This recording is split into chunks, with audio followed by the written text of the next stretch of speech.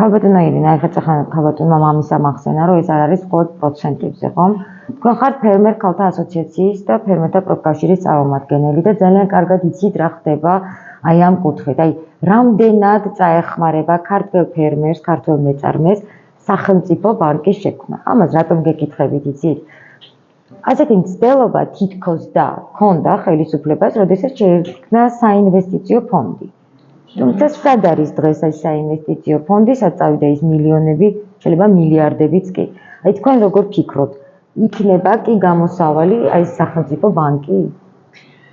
ჯერ პირველ რიგში დიდი მადლობა ასეთი გადაცემისთვის, გადაცემის დაგეგმისთვის, ეს ძალიან მტკივნეული საკითხია და მინდა აქედან მივესალმოთ ჩემს მონადირეულ მაყურებელს და მივცე პირობა, რომ ძალიან მალე დავბრუნდები და უფრო მწავე თემებით დავბრუნდები.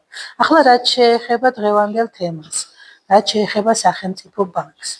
უნდა გითხრათ, რომ ჯერ კიდევ 2013 წელს, როდესაც ჩვენ გავაკეთეთ ანალიზი, თუ რა მდგომარეობა იყო სოფლის მეურნეობაში და შემდეგ უკვე გავაკეთეთ აი ის გზების ჩამონათვალი, რითიც შეიძლებოდა სოფლის მეურნეობა ფეხზე დამდგარიყო, ანუ 13 წლის წინ გავაკეთეთ ეს ანალიზი, იქ ერთ-ერთი მნიშვნელოვანი საკითხი იყო აგრობანკი. ჩვენ სოფლის მეურნეობის მიმართულებით მუშაობდით და ამიტომ ჩავთვალეთ აგრობანკი, უნდა ყოფილიყო ის რგოლი, რომელსაც შეეძლო სოფლის მეურნეობის ჯერ გამოღვიძება, იმიტომ რომ 10 თვის წერტილიც კი არ იყო 13 წლის წინ სოფლის მეურნეობაში დარჩენილი არამც თუ რაიმე და შემდეგ უნდა მოვტარიყო ამის საშუალებით დარგის განვითარება.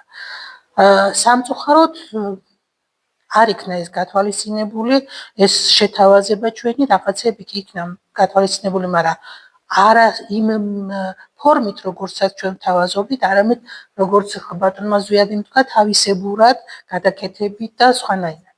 ახლა სახელმწიფო ბანკის არსებობა არის არამარტო მოსახლეობის დაცვის და განვითარების შესაძლებლობა, არამედ იმ კომერციული ბანკებისთვის ალტერნატივის შექმნა, რომელიც აიძულებს შემოვიდეს კონკურენციაში და ეს ყბადაღებული მაღალი პროცენტი დაწიოს.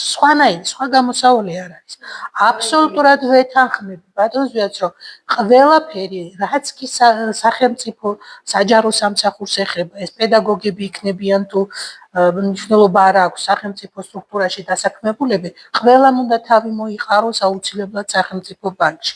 ამავე დროს საპენსიო ფონდი და საპენსიო ზოგადად პენსიებიც უნდა გადმოვიდეს სახელმწიფო ბანკში და პლუს აგრო მიმართულება. ჩვენ საუბრობთ, რომ ქვეყანა არის აგრარული, მაგრამ რა გვაქვს სინამდვილეში? აბსოლუტურად არაფერი. ახალი სახელმწიფო პროგრამაც, რომელიც პრეზენტაციასაც მეც ვესწრებოდი, სთავაზობს იმას და ამას აკეთებდა ამ პროექტის წარდგენაზე სახელმწიფო, რომ შემოდიოდა პროცენტის დაფინანსებაში. რატო უნდა შემოხვიდე პროცენტის დაფინანსებაში, როდესაც შესაძლებელია, რომ შენ თვითონ გქონდეს ეს ბანკი. ხა იმის თქმა, რომ მის რა ქვია თანხა არ არის იმდენი, რომ ბანკი ჩამოყალიბდეს, ეს არის ზღაპარი. ხა მე ზუსტი რაოდენობა არ ვიცი, რამდენია სახელმწიფო პროგრამებით დახარჯული, რამდენი მილიონი თუ მილიარდი არა.